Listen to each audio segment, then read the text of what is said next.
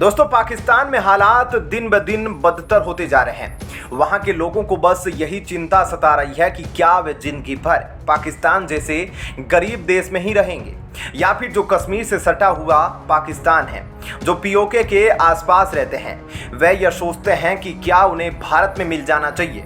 आपको सबसे पहले 10-12 सेकेंड का एक क्लिप दिखाते हैं कि वहां की महिलाएं क्या बोली भारत में आने को लेकर। सुनिए।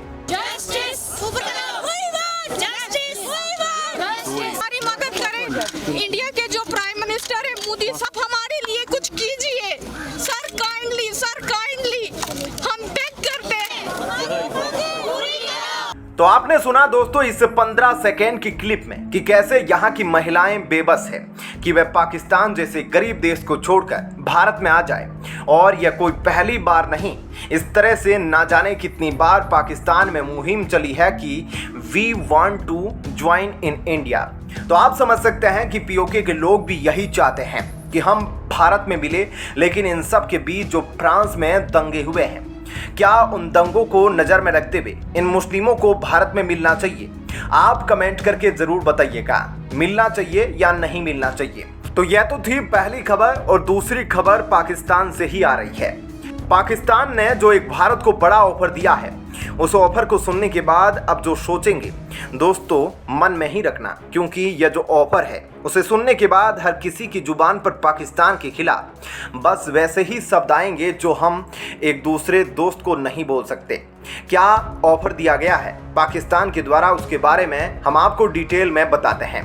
और यह ऑफर पीओके से जरूर जुड़ा है, लेकिन यह बहुत ही नेगेटिव ऑफर है जिसे भारत का कोई भी नागरिक सुनने के बाद यह सोचेगा कि क्या बोलूं। दोस्तों, पाकिस्तान ने अपनी औकात से बाहर जाकर भारत को सीपेक में शामिल होने का ऑफर दिया है। सीपेक यानी कि चाइना पाकिस्तान इकोनॉमिक कॉरिडोर। यह वही कॉरिडोर है जो पीओके से होकर गुजर रहा है।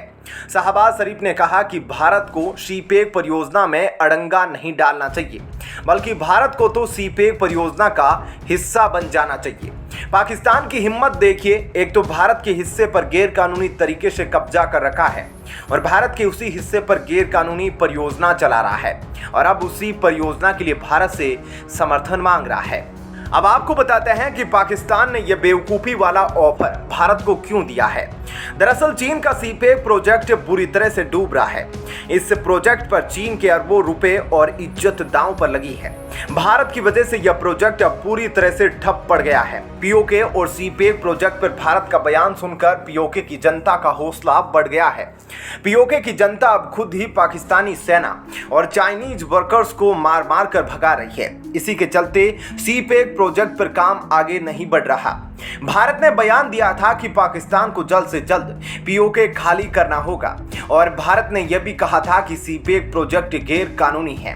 हाल ही में भारत ने एससीओ बैठक में चीन की बेल्ट एंड रोड परियोजना का खुलकर विरोध किया था। प्रधानमंत्री मोदी ने यह साफ कहा था कि भारत बेल्ट एंड रोड परियोजना के एक हिस्से सीपेक पर चीन और पाकिस्तान को समर्थन नहीं देगा, क्योंकि यह परियोजना भारत के हिस्से से गुजर रही है।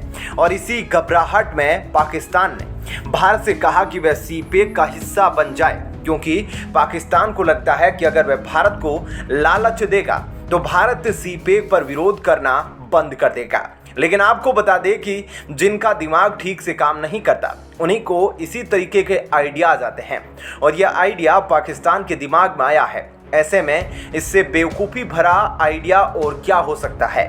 तो दोस्तों, इस खबर के बारे में आपकी क्या राय है, हमें कमेंट करके जरूर बताइएगा। और अब जानते हैं ऐसी ही एक और बड़ी खबर। दोस्तों, फ्रांस दंगों के बीच अब फ्रांस ने भारत को बड़ी चेतावनी दे दी है। आपको बता दें कि सीधे सीधे फ्रांस ने संकेत दिया है भारत को, संभल जाओ वरना यही हाल होगा। कुछ समय पहले जब पीएम मोदी की फ्रांसीसी राष्ट्रपति से बात हुई थी, तो यह स्टेटमेंट ही सबसे पहले फ्रांस ने दिया था भारत को। और भारत को यह स्टेटमेंट आप सोच रहे होंगे कि क्यों दिया, तो आपको बता दें कि भारत में ऐसे दंगे कितने हुए हैं जो नेशनल मुद्दा ही नहीं बल्कि इंटरनेशनल मुद्दा बने थे। जैसा कि आप देख सकते हैं, नुपुर शर्मा के बयान के बाद कन्हैयालाल कांड हुआ, या फिर मुजफ्फरनगर दंगा हो, या फिर अलीगढ़ का दंगा। इस तरह के कितने दंगे भारत में हो चुके हैं जो इंटरनेशनल स्तर पर बड़ा मुद्दा बने थे। और भारत में आखिर किसे खतरा है? हिंदुओं को खतरा खतरा है या फिर मुसलमानों को खतरा? तो आप खुद समझ सकते हैं कि हिंदुओं को ही खतरा है, क्योंकि मुस्लिम तो कब क्या कर दे, जैसे फ्रांस में हो रहा है दोस्तों वैसा ही भारत में भी हो सकता है। और इसमें कोई दो राय की बात नहीं कि यह एक दिन होगा ही, क्योंकि आप यह तो जानते ही होंगे कि वेस्ट बंगाल में कैसे ममता बनर्जी इलीगल तरीके से बांग्लादेशी कट्टर मुस्लिमों को बंगाल में घुसाती है और उन्हें वोट बैंक के तौर पर इस्तेमाल भी करती है। लेकिन वह दूसरा पहलू देखना भूल जाती है कि वही मुस्लिम अपनी पॉपुलेशन बढ़ाकर भारत पर अटैक कर सकते हैं। इसके अलावा दोस्तों फ्रांस ने यह भी कहा कि अभी से भारत को कुछ ना कुछ स्टेप्स लेने चाहिए ताकि इस तरह के दंगे नहीं हो। उन्होंने पीएम मोदी की तारीफ की कि भारत को मुस्लिमों से बचाने के लिए वे हमेशा पार्लियामेंट में कानून लाते रहते हैं, जो फ्रांस ने नहीं किया, जिसकी वजह से आज वह पछता रहा है। दोस्तों आप समझ सकते हैं फ्रांस कानून क्यों ला रहा है। आप कमेंट करके बताइएगा कि क्या मोदी को पहले से ही कोई बड़ा कानून लाना चाहिए ताकि ऐसी हिंसा ना हो, खासकर उन कट्टर मुस्लिमों पर जो बांग्लादेश से आकर सबसे पहले तो बंगाल में घुसते हैं और अब दिल्ली, यूपी जैसे शहरों में भी शरणार्थी बन चुके हैं। उन पर पीएम मोदी को कोई कानून लाना चाहिए, या फिर क्या कानून लाना चाहिए आप कमेंट करके जरूर बताइएगा। अब आपको बताते हैं कि फ्रांस दौरे पर पीएम मोदी जाने वाले हैं 15 जुलाई को। वहां पर क्या कुछ चल रहा है और फ्रांस के लिए यह क्यों इंपॉर्टेंट है पीएम मोदी का दौरा, आपको इससे रूबरू करवाते हैं। दोस्तों फ्रांस के लिए अब सबसे महत्वपूर्ण दिन आने वाला है और यह दिन फ्रांस के लिए दो कारणों से महत्वपूर्ण होने वाला है, क्योंकि फ्रांस के लोग जिस दिन का पूरे साल इंतजार करते हैं उसी दिन भारत के प्रधानमंत्री नरेंद्र मोदी फ्रांस पहुंचने वाले हैं। लेकिन पूरी दुनिया यह जानना चाहती है कि फ्रांस में चल रहे बवाल के बीच पीएम मोदी वहां कैसे पहुंचेंगे। इसी को देखते हुए फ्रांस ने बड़ा कदम उठाते हुए अपने एक बड़े अधिकारी को भारत भेजने का फैसला किया है। बता दें कि जिस तरह से भारत को गणतंत्र दिवस का इंतजार रहता है, उसी तरह से फ्रांस को 14 जुलाई का इंतजार है, क्योंकि 14 जुलाई को फ्रांस बेस्टाइल डे मनाया जाएगा और यह फ्रांस का नेशनल डे कहलाता है। इस मौके पर फ्रांस आतिशबाजी और परेड का आयोजन करता है, जिसमें फ्रांस के लोग बड़ी तादाद में शामिल होते हैं। इस बार बेस्टाइल डे परेड में फ्रांस के आसमान में भारत के राफेल लड़ाकू विमान गरजेंगे। पीएम मोदी को इसी मौके पर चीफ गेस्ट के तौर पर बुलाया गया है। फ्रांस ने पीएम मोदी को होस्ट करने की तैयारी पहले ही शुरू कर दी गई थी, लेकिन फ्रांस में दंगे भड़क गए, इसलिए फ्रांस ने अपने नेशनल डे सिक्योरिटी एडवाइजर को भारत भेजने का फैसला किया है।